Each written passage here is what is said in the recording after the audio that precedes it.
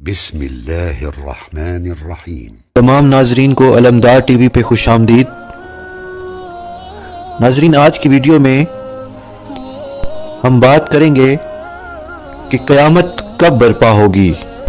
قیامت کی سب سے آخری علامت اور نشانی یہ ہوگی کہ یمن کی جانب سے ایک آگ نکلے گی جو لوگوں کو ارض محشر شام کی طرف لے جائے گی اور انہیں وہاں جمع کرے گی۔ حضرت حذیفہ بن اسید غفاری رضی اللہ عنہ سے روایت ہے کہ ایک مرتبہ نبی کریم صلی اللہ علیہ وآلہ وسلم ہمارے پاس تشریف لائے جبکہ ہم قیامت کا ذکر کر رہے تھے۔ آپ نے فرمایا، تم کس چیز کا ذکر کر رہے ہو؟ ہم نے عرض کی، ہم قیامت کا ذکر کر رہے ہیں۔ آپ نے فرمایا، بلا شبہ وہ قیامت قائم نہ ہوگی حتیٰ کہ تم اس سے پہلے 10 نشانیاں دیکھ لو۔ آپ نے ذکر فرمایا، دھواں، دجال، خروج دابہ، سورج کا مغرب سے طلوع ہونا، عیسیٰ علیہ السلام کا نزول، خروج یاجوج ماجوج، 3 جگہ زمین کے دھنسنے کے واقعات، یعنی مشرق میں زمین کا دھنس جانا، مغرب میں زمین کا دھنس جانا اور جزیرۃ العرب میں زمین کا دھنس جانا۔ سب سے آخر میں جو علامت ظاہر ہوگی وہ یمن کی طرف سے نکلنے والی ایک آگ ہوگی جو لوگوں کو میدان حشر کی طرف لے جائے گی۔ خروج دابہ کا مطلب ایک عجیب الخلقت جانور کا نکلنا ہے۔ آخری زمانے میں فساد پھیلنے، برائیوں کے ظاہر ہونے اور لوگوں کے ان کا عادی ہونے کے سبب اچھے برے لوگ خلط ملط ہو جائیں گے، حتیٰ کہ مومن اور منافق، مسلم و کافر کی پہچان مشکل ہو جائے گی۔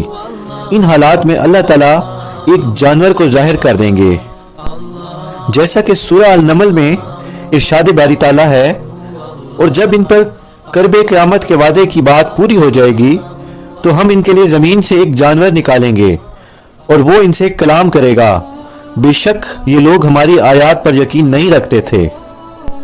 دابہ در حقیقت ایک جانور ہوگا، عجیب الخلقت جانور جو زمین سے نکلے گا اور لوگوں سے باتیں کرے گا۔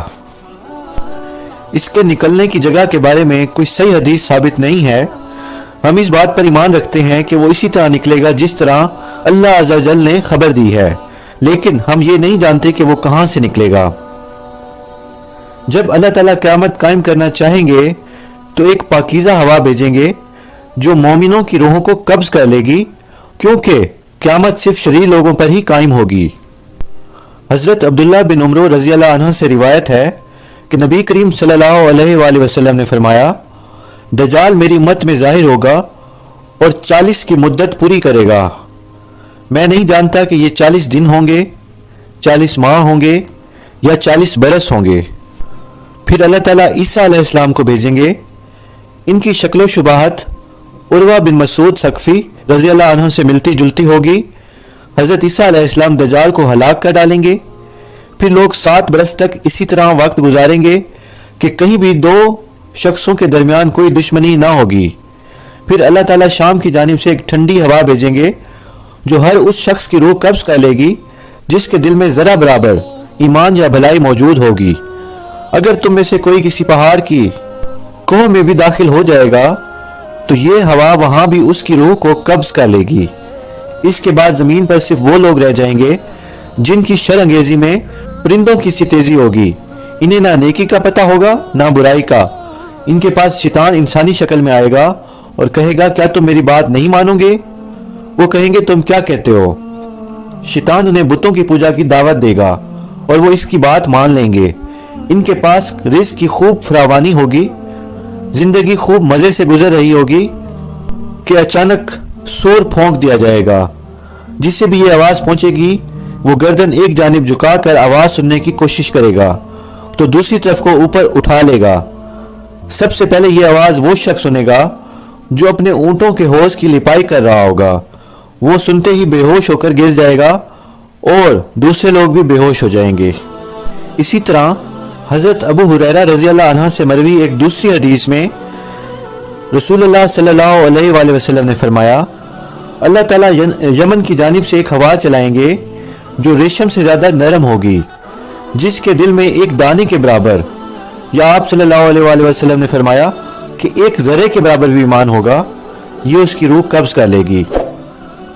اس ہوا کے چلنے کے بعد نیک لوگ ختم ہو جائیں گے، زمین پر صرف شریر رہ جائیں گے اور انہی پر قیامت قائم ہوگی۔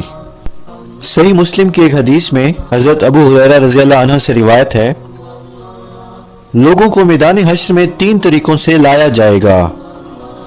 کچھ رغبت اور خوف سے آئیں گے، کچھ ایک اونٹ پر 2-2 3-3 4-4 یا 10-10 افراد ہوں گے۔ باقی لوگوں کو آگ اکٹھا کرے گی، جہاں وہ قیلولہ کریں گے آگ بھی ان کے ساتھ ٹھہرا کرے گی، اور جہاں وہ رات گزاریں گے آگ بھی وہاں رات گزارے گی، جہاں وہ صبح کریں گے آگ بھی وہاں صبح کرے گی، اور جہاں وہ شام کریں گے آگ بھی وہاں شام کرے گی۔ مطلب یہ ہے کہ اس آگ کا مقصد لوگوں کو جلانا نہیں ہوگا، بلکہ انہیں محض شام میں واقع ارض محشر کی طرف چلانا ہوگا۔ جب لوگ تھک جائیں گے اور قیلولہ یا نیند کے لیے رکیں گے، اس وقت آگ بھی رک جائے گی، لیکن جب قیلولہ سے بیدار ہوں گے تو آگ بھی انہیں لے کر چل پڑے گی، حتیٰ کہ انہیں شام میں پہنچا دے گی۔ حضرت ابو ذر رضی اللہ عنہ سے روایت ہے کہ رسول اللہ صلی اللہ علیہ وآلہ وسلم نے فرمایا، لوگ روز قیامت 3 گروہوں کی شکل میں اٹھائے جائیں گے۔ ایک گروہ تو پر امید کپڑے پہنے ہوئے سواریوں پر سوار ہوگا، دوسرا گروہ ایسا ہوگا جو کبھی چلے گا کبھی دوڑے گا، اور تیسرا گروہ ایسا ہوگا جسے فرشتے ان کے چہروں کے بل گھسیٹ کر لائیں گے۔ ان میں سے ایک کہنے والے نے کہا، ان 2 گروہوں کو تو ہم نے معلوم کر لیا، مگر یہ کون ہوں گے جو کبھی چلیں گے اور کبھی دوڑیں گے؟ تو نبی کریم صلی اللہ علیہ وآلہ وسلم نے فرمایا، اللہ تعالیٰ سواریوں پر ایسی آفت بھیجے گا کہ کوئی سواری باقی نہیں بچے گی، حتیٰ کہ ایک شخص جس کا ایک خوشنما باغ ہوگا، اسے ایک چھوٹے کجاوے والی عمر رسیدہ کمزور اونٹنی دی جائے گی، مگر وہ اس پر سوار نہ ہو سکے گا۔ ربنا تقبل منا انک انت السمیع العلیم۔